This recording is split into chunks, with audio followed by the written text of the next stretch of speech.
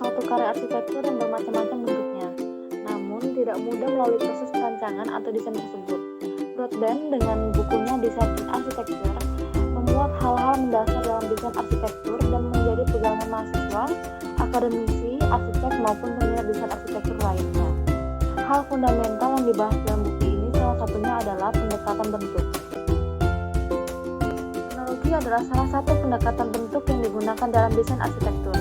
Dalam bukunya Design in Architecture, Geoffrey Broadbent mengatakan bahwa mekanisme sentral dalam menerjemahkan analisa-analisa ke dalam sintesa adalah analogi.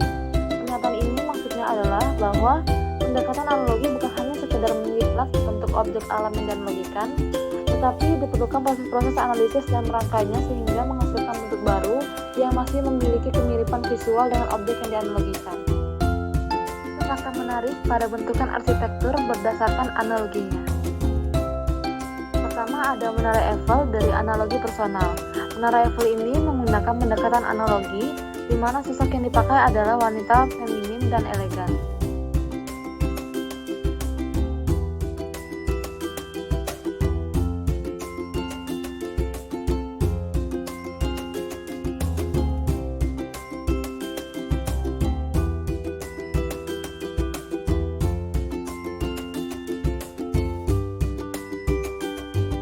Yang kedua ada Ronchamp-Capelle.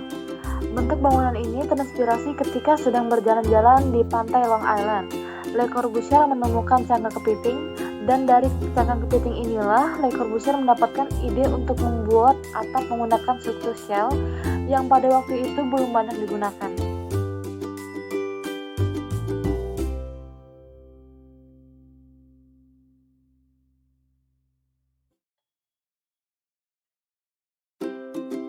Yang ketiga ada John Wilkes Building dari analogi langsung. Pada bangunan ini terdapat elemen-elemen yang dianalogikan dengan bunga water lily, yaitu pada bagian kolomnya.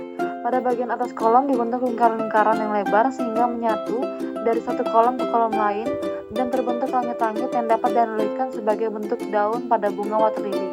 Sedangkan kolom-kolom diibaratkan sebagai tangkai bunga water lily.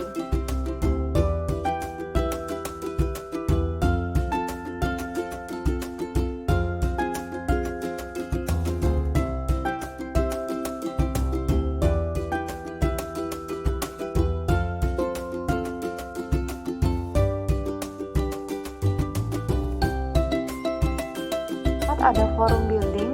Objek yang menjadi analogi dari forum building ini yaitu Laut Mediterania, karena letak bangunan yang berada di daerah pelabuhan dekat Laut Mediterania. Pendekatan analogi yang dapat terlihat dengan jelas pada bentuk jendela bangunan yang menyerupai bentuk koral.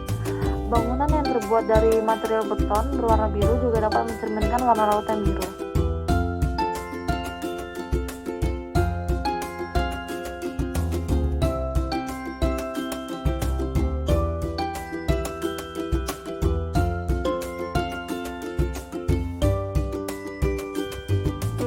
Ada Corpus Library.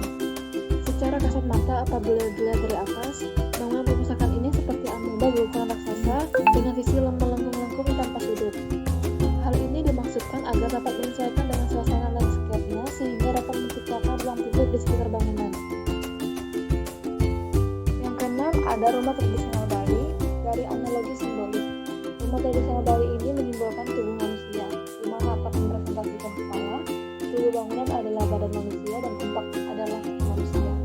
Umpak merepresentasikan kaki manusia yang digunakan untuk berdiri kokoh.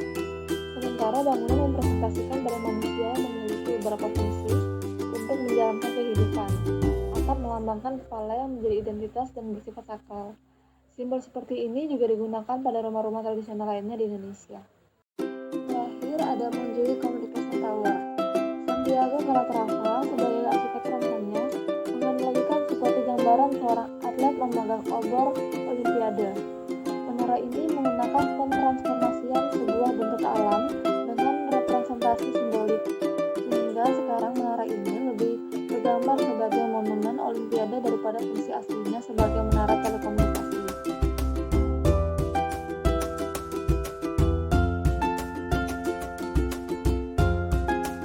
Sekian video dari saya, terima kasih.